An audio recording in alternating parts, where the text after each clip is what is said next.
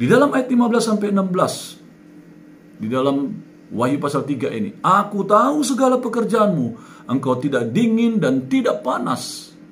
Alangkah baiknya jika engkau dingin atau panas. Jadi karena engkau suam-suam kuku dan tidak dingin atau panas, aku akan memuntahkan engkau dari mulutku.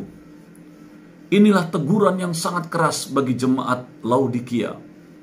Dikatakan mereka tidak dingin, tidak panas. Arti yang tepat dari kata dingin ialah pesukros, dan dapat berarti dingin yang mendekati titik beku.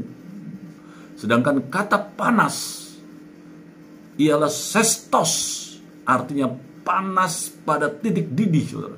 Panas benar, saudara, panas sekali. Sedangkan kata suam-suam kuku ialah kliaros, makanan yang suam kuku terasa tidak nyaman.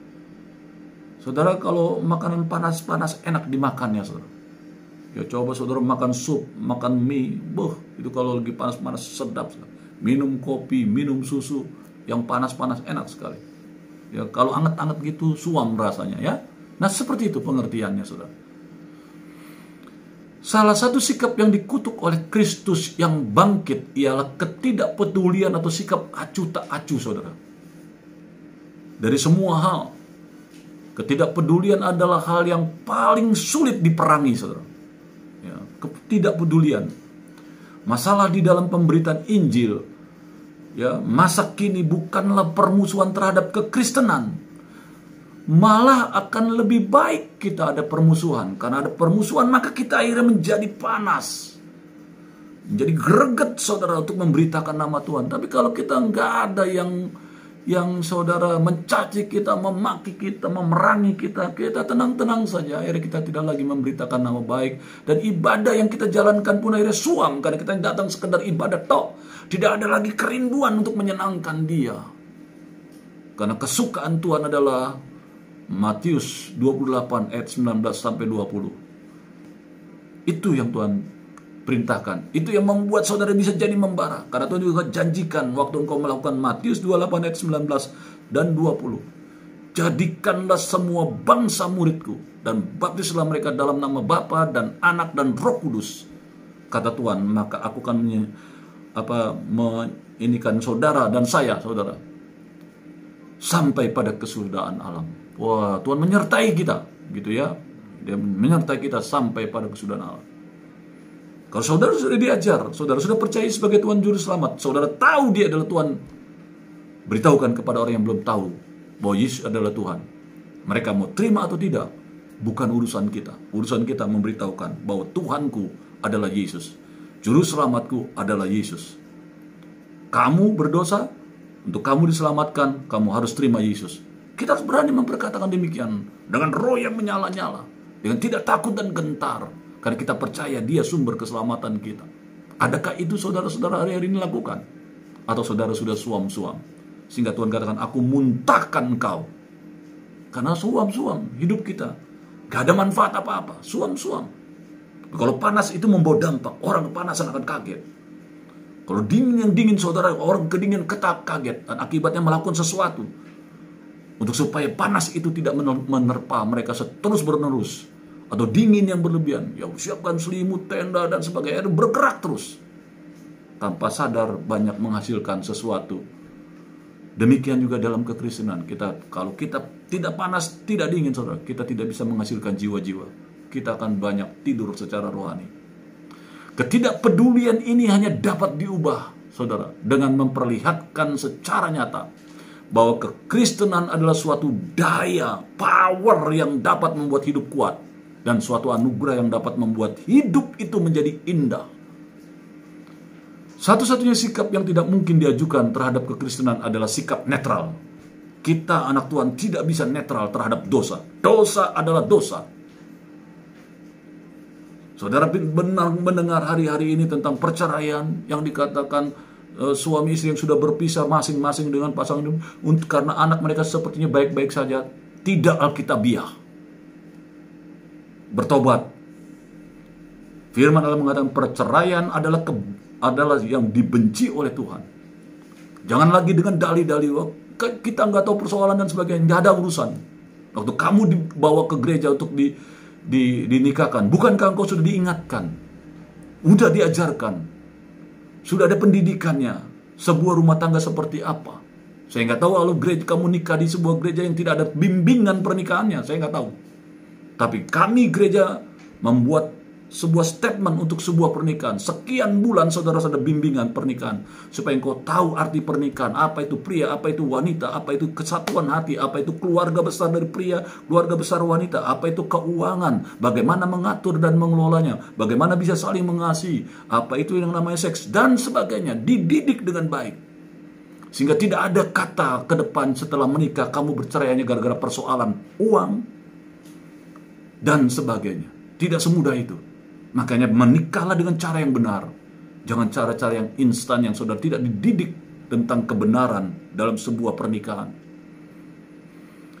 Saudara, ketidakpedulian ini saudara hanya dapat diubah. Saudara, dikatakan kata firman Allah. Ketika kita sungguh-sungguh memiliki power roh yang menyala-nyala.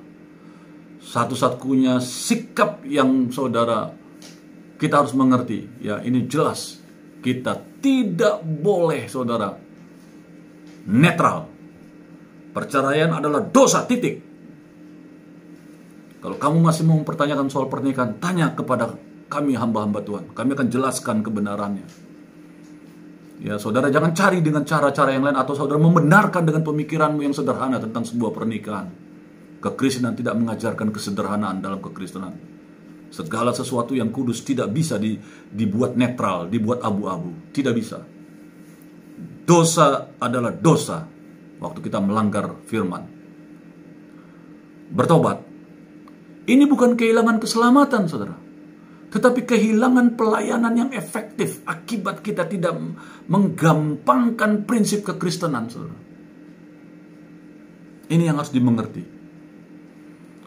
Di dalam ayat 17-18 dikatakan, karena engkau berkata, aku kaya dan aku telah memperkayakan diriku, dan aku tidak kekurangan apa-apa. Dan karena engkau tidak tahu bahwa engkau melarat dan malang, miskin, buta dan telanjang, maka aku menasihatkan engkau supaya engkau membeli daripadaku emas yang telah dimurnikan dalam api, agar engkau menjadi kaya, dan juga pakaian putih, supaya engkau memakainya agar jangan kelihatan ketelanjanganmu yang memalukan, dan lagi minyak untuk melumas matamu, supaya engkau dapat melihat. Tragedi Laodikia ialah ia yakin akan kekayaannya sendiri dan buta terhadap kemiskinannya. Di hadapan Tuhan, saudara seperti debu yang sekali tertiup, bus hilang. Apa kekayaanmu? Sedikit engkau dipotes, tak otakmu sakit. Banyak pengusaha-pengusaha berhasil, pemilik Microsoft yang berhasil, Apple yang berhasil, semua saudara melihat ketika mereka tidak lagi menjadikan Tuhan. Begitu mereka mau meninggal, mereka katakan, aku sudah memiliki semuanya, aku sudah menjadi orang berhasil, tapi sekarang aku tidak bisa ngapa-ngapain dengan keberhasilanku. Mati karena penyakit yang langka. Saudara, hati-hati. Seberapa banyak hartamu, seberapa banyak kehebatanmu, titelmu, dan sebagainya, tapi seberapa dekat engkau dengan Tuhan, engkau akan tahu bahwa engkau kaya atau engkau miskin. Saudara, tragedi Laodikia ialah ia yakin terhadap kekayaannya sendiri dan buta terhadap kemiskinan. Tetapi melalui surat ini Yesus menegur, mereka adalah jemaat yang miskin dan papa. Walaupun realnya mereka adalah orang yang berhasil secara ekonomi. Ada 3 hal kesombongan yang Laodikia ditegur oleh Yesus. Yang pertama, Laodikia membanggakan dirinya karena kekayaan keuangannya. Aku kaya dan memperkaya diriku dan tidak kekurangan apapun. Kristus yang bangkit menasehati Laodikia ini untuk mereka membeli emas yang sudah dimurnikan di dalam api. Tujuannya yang harus dimengerti, kekayaan dapat mengerjakan banyak hal, namun ada hal-hal yang tidak pernah dapat dikerjakan oleh kekayaan. Yang tadi saya jelaskan, pengusaha yang berhasil di bidang teknologi, pemilik Apple saudara pernah dengar. Begitu dia kena penyakit yang nggak ada obatnya, uangnya kaya banget, tapi dia tidak bisa ngapa-ngapain.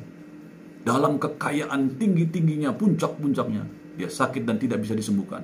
Apalah artinya kekayaan? Dia sendiri yang menuliskan. Yang dia kumpulkan apa sebenarnya? Hati-hati, saudara. Seberapa kekuatanmu? Kalau kau belum apa-apa sudah jadi sombong, kembali kepada Tuhan. Dekat kembali kepada Dia. Sehingga apa yang kau miliki, kau akan berkata, aku kaya karena aku bersama dengan Tuhan. Sekalipun barangkali engkau hanya tinggal di rumah kontrakan, engkau punya hanya sebuah sepeda atau motor saja untuk bisa dapat bekerja. Sekalipun pekerjaanmu juga sederhana, tapi waktu engkau mengenal Tuhan, engkau akan berkata, aku bersyukur atas hidupku. Aku bersyukur karena aku berjalan bersama dengan Tuhan. Kamu kaya. Kekayaan tidak dapat membeli kebahagiaan. Kekayaan tidak dapat memberi kesehatan tubuh maupun pikiran. Kekayaan tidak dapat memberi penghiburan dalam kedukaan ataupun memberi persahabatan dalam kesepian. Ketika saudara melihat sebuah keluarga, ketika ada orang kekasihnya dipanggil Tuhan di peti mati, apa yang bisa dilakukan? Penghiburan, nangis di dalam kedukaan. Apa dengan uang yang ada bisa dihiburkan? Kekasih yang dicintai sudah dipanggil Tuhan, yang dipanggil pun tidak bisa membawa apa-apa. Jika seseorang menghadapi kehidupan semata-mata karena kekayaan, ia sesungguhnya miskin. Saudara, namun jika seseorang mempunyai iman yang diuji dan dimurnikan di dalam api pengalaman, tak ada satupun yang tak dapat dihadapinya. Sesungguhnya ia kaya. Laodikia membanggakan dirinya karena perdagangan pakaiannya. Kain yang dibuatnya di sana sangat terkenal, bahkan sampai ke seluruh dunia pada zaman itu. Dan bulu wol dari domba Laodikia adalah barang mewah yang dikenal semua orang. Ya, seperti sekarang kalau kita sedang ke Italia, saudara beli Versace, terus kita beli tas yang mahal, sepatu yang mahal dengan merek-merek yang mahal ya di kota itu. Sangat luar biasa. Tetapi Kristus yang bangkit berkata kepada Laodikia, aku menegur dan menasihatkan engkau, supaya engkau membeli daripadaku emas yang telah dimurnikan dalam api, agar engkau menjadi kaya. Bayangin saudara, Tuhan ingin saudara kaya, tapi engkau harus dekat dengan Tuhan. Emas yang terbaik adalah saudara dekat dengan Tuhan. Sehingga saudara sudah diberkati, saudara kaya, saudara dekat dengan Tuhan lagi. Kamu kaya di surga dan kaya di bumi. Dan juga pakaian putih, supaya engkau memakainya, agar jangan kelihatan ketelanjanganmu yang memalukan. Kalau engkau anak Tuhan, saudara diberkati, maka segala berkatmu akan membawa dampak kemuliaan bagi nama Tuhan. Laodikia membanggakan dirinya karena salep matanya yang terkenal. Ya, kenyataannya Yesus menegur dan mengatakan bahwa mereka buta, padahal salep mereka untuk mata itu terkenal sekali, dapat memulihkan mata-mata yang sedang sakit. Dan dikatakan disuruh membeli kepada Yesus minyak untuk melumas matamu supaya engkau dapat melihat. Hati-hati saudara, dengan kepandaian, kekayaan, kehebatanmu, kau lupa, tidak tahu bahwa Tuhan sudah tidak bisa engkau lihat lagi. Maka Tuhan tegur. Di dalam ayat 19 dikatakan, barang siapa kukasih, ia kutegur dan kuhajar. Sebab itu relakanlah hatimu dan bertobatlah. Kata menegur dalam bahasa Yunaninya adalah elekien. Dan kata ini menjelaskan teguran yang membuat orang melihat kesalahan perilakunya. Ya, atau elekos adalah kata yang menuntut pembalasan. Kata kuhajar atau disiplin yang ada di seluruh Alkitab, ini adalah ciri khas ajaran dari kitab Amsal. Katakan begini, siapa tidak menggunakan tongkat benci kepada anaknya, tetapi siapa mengasihi anaknya menghajar dia pada waktunya. Amsal 13 ayat 24. Janganlah segan-segan mendidik anakmu. Jika engkau memukul dia dengan rotan, ia tidak akan mati, malah akan selamat. Amsal 23 ayat 13-14. Seterusnya, seorang kawan memukul dengan baik, tetapi seorang lawan mencium secara berlimpah-limpah. Ingat Yudas mencium Yesus? Hati-hati saudara. Tongkat dan teguran mendatangkan hikmat, tetapi anak yang dibiarkan mempermalukan ibunya. Didiklah anakmu, maka ia akan memberikan ketentraman kepadamu. Dan yang kau ajari dari Tauratmu. Mazmur 94 ayat 12. Sesungguhnya berbahagialah manusia yang ditegur Allah, sebab itu janganlah engkau menolak didikan yang maha kuasa. Ayub 5 ayat 17. Tetapi kalau kita menerima hukuman dari Tuhan, menghajar orang yang dikasihinya, dan ia menyesah orang yang diakuinya sebagai anak, jika kamu harus menanggung ganjaran, Allah memperlakukan kamu seperti anak. Di manakah terdapat anak yang tidak dihajar oleh ayahnya ketika anak itu melakukan kesalahan? Tetapi jikalau kamu bebas dari ganjaran yang harus diderita setiap orang, maka kamu bukanlah anak, tetapi anak-anak gampang. Di dalam Ibrani 12 ayat 6-8. Saudara, hukuman Allah yang terakhir adalah membiarkan orang itu. Jadi ketika sudah dididik, diajar dan sebagainya, dipukul juga masih gak mau bertobat, Tuhan ajarkan dalam firman Tuhan yang terakhir, hukuman Allah yang terakhir, biarkan anak itu. Dasar ayatnya Hosea 4 ayat 17. Efraim bersekutu dengan berhala-berhala, biarkanlah mereka. Saudara, wilayah suku Efraim hilang, lenyap. Saudara perhatikan suku-suku dari Efraim yang ada. Efraim adalah suku yang terhilang dari 12 suku yang ada. Karena apa? Mereka bersekutu dan menyembah berhala-berhala. Sehingga akhirnya Tuhan katakan, biarkanlah dia. Kalau Tuhan sudah tidak mau lagi mengurus kita, tidak berani tidak lagi menegur kita, sebenarnya engkau sudah terhilang. Hati-hati. Kalau kamu barangkali sudah nggak pernah ketemu dengan Tuhan, sebenarnya engkau sudah terhilang. Sepertinya engkau masih hidup nyaman dengan segala berkat-berkatmu dan segala kehidupan, tapi sebenarnya engkau sudah jauh dari Tuhan. Cara untuk membuat seorang anak hancur ialah dengan memperbolehkan dia melakukan apapun yang diinginkannya. Saudara, ini yang dimaksud. Tidak ada cara lain yang lebih pasti dari cara ini, saudara. Untuk orang yang tidak dapat lagi diatur, tidak bisa dididik, dibimbing, biarkan anak itu hancur dengan memperbolehkan dia melakukan cara yang dia inginkan. Kenapa demikian? Yang harus diketahui, disiplin Allah bukanlah hal yang patut kita tanggapi dengan sakit hati, melainkan dengan ucapan syukur sepenuh hati. Ayat 20 berkata, lihat aku berdiri di muka pintu dan mengetok. Jikalau ada orang yang mendengar suaraku dan membukakan pintu, aku akan masuk, mendapatkannya, dan aku akan makan bersama-sama dengan dia, dan dia bersama-sama dengan aku. Saudara, frasa dari ayat ini menjelaskan Yesus yang di depan pintu menyatakan saat akhir sudah dekat. Dia sudah datang nih, sudah ngetok pintu. Kamu harus tahu ini sudah kedatangannya dia. Kalau kamu tidak buka, mendengar, punya hati yang rindu, mempersiapkan hidup untuk kedatangannya, dan membuka pintu yang diketok, lewat saudara. Karena Yesus sudah di depan pintu dan mengetok. Sehingga kita yang di dalamnya harus siap sedia. Sehingga pada waktu dia memanggil kita dan berdiri dengan mengetuk pintu, kita segera membuka pintu. Lukas 12 ayat 36, Markus 13 ayat 29, Matius 24 ayat 33 mengajarkan untuk kita bersiap-siap.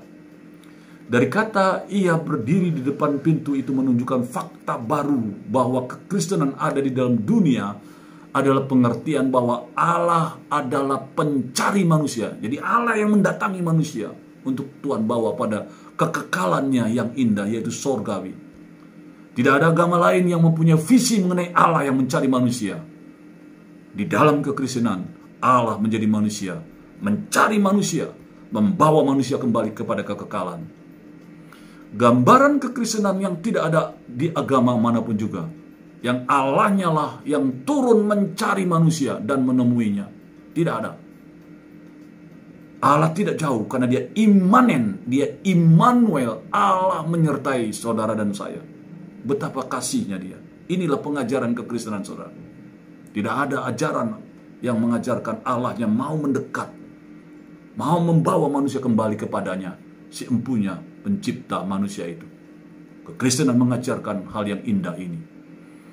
Bahkan ketika kita berdoa dalam waktu kapanpun, bahkan di pagi hari yang ada atau tengah malam buta sekalipun, dikatakan dia sudah ada di dekat saudara. Tinggal kau buka hati. Katakan, into my heart, Lord Jesus, coming to my heart. Bahkan sebelum kita bangun dari tidur kita, Allah telah menantikan kita. Waktu kita bangun, kita angkat tangan. Ku angkat hatiku, ku pandang kekudusan-Mu. Saat ku sembah, ku puji-Mu, ku rasakan. Saudara, ketika kita menikmati hadirat-Nya,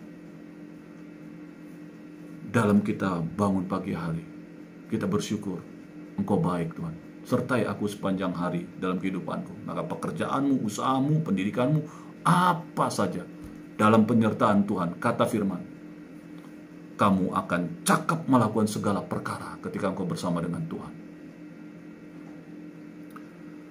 Saudara, dikatakan sebab dialah yang membangunkan kita untuk mencari wajahnya. Dia tidak menentukan waktu saudara, karena saudara hari-hari ini kan juga banyak pekerjaan di dunia ini yang memakan waktu, yang ada saudara 8 jam pagi, 8 jam sore, 8 jam malam, sehingga akhirnya yang biasanya kerjanya malam, ya nggak mungkin dia bisa doa malam atau pagi hari, karena dia lembur. Bukan lembur, ya memang dikena shiftnya yang dari malam sampai pagi, saudara. Ya silakan cari waktu, pulang istirahat setelah saudara bangun. Entah saudara bangun jam 10 pagi kah, jam 9 pagi, setelah engkau pulang dari shift kerjamu, kau katakan, Tuhan, aku sudah segar kembali. Sembah dia. Tuhan tidak tentukan waktu, walaupun memang firman Allah mengajarkan di waktu pagi hari Tuhan senang sekali, karena Yesus juga mengajarkan pagi-pagi benar Yesus datang berdoa. Mazmur mengatakan, Tuhan, pada waktu pagi Engkau jadi waktu pagi hari kita datang memberikan yang terbaik kepadanya.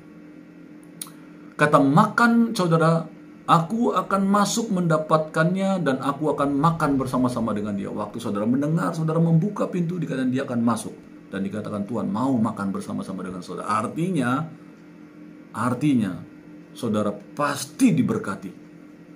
Carilah dahulu kerajaan Allah dan kebenarannya, maka semuanya itu akan ditambahkan dalam kehidupanmu. Itu yang Tuhan ajarkan. Saudara, kata makan bahasa Yunaninya adalah depnen. Orang Yunani makan 3 kali sehari, saudara. Dalam konteks Yunani ini saya menjelaskannya. Artinya, pertama, akratisma, sarapan pagi, berupa sepotong roti kering dicelupkan ke dalam minuman anggur. Itu makanan pagi, saudara. Yang mereka mau sepotong roti kering, celupkan, dan itu makanan mereka. Setelah itu mereka melakukan aktivitas. Siang hari dikatakan ariston, jadi makan siang. Untuk makan siang tidak perlu pulang, saudara. Cukup makan makanan yang ada di sekitar kantor saudara, beli makanan, atau memang bisa bawa makanan dari rumah. Seperti itulah yang diatur, ya. Makanan yang ada cukup, saudara, makan. Itu disebut makan siang. Di kantormu, di pabrikmu, di pekerjaanmu, di mana saja. Persiapkan makan siang. Nah, itu disebut ariston. Atau yang ketiga, deipnon, makan malam. Nah, saudara, makan malam adalah cara makan utama. Jadi pada malam itu makan besar adalah makan malam, saudara. Walaupun sekarang ada ajaran, saudara, makan malam itu jangan makan banyak-banyak karena mau istirahat, saudara. Karena itu pola pengajaran ahli-ahli gizi sekarang, saudara. Pagi makan yang banyak, siang makan secukupnya, malam saudara makan tidak perlu terlalu kenyang-kenyang, ya. Makan yang sehat-sehat, buah, sayur dan sebagainya, yang tidak ada kalorinya atau lemaknya atau gulanya yang banyak. sehingga malam waktu tidur kita nyaman. Itu pola sekarang. Tapi ini kita memakai pola zaman Yunani, saudara ya. Makan malam itu, saudara, adalah makan utama, makan besar. Nah, inilah makan yang sangat dinikmati dengan semua keluarga, bareng-bareng semua saudara makan dalam satu meja ya.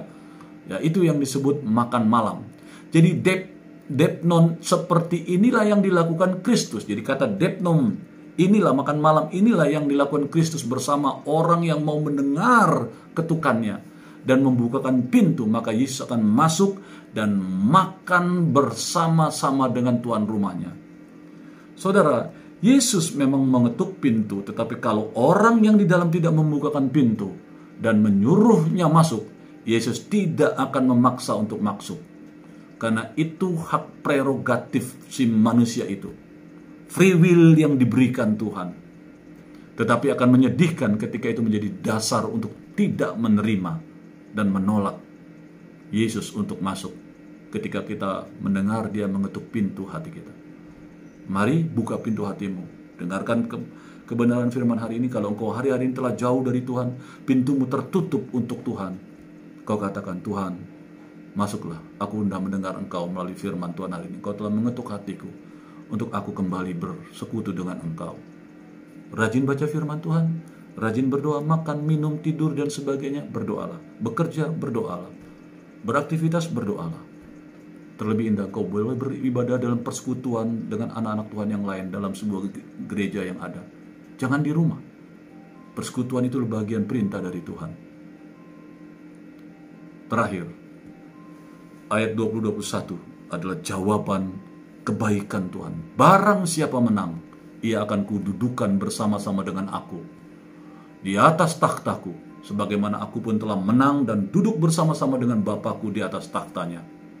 Siapa bertelinga, hendaklah ia mendengarkan apa yang dikatakan Roh kepada jemaat-jemaat. Berselancar dalam kebenaran. Amin.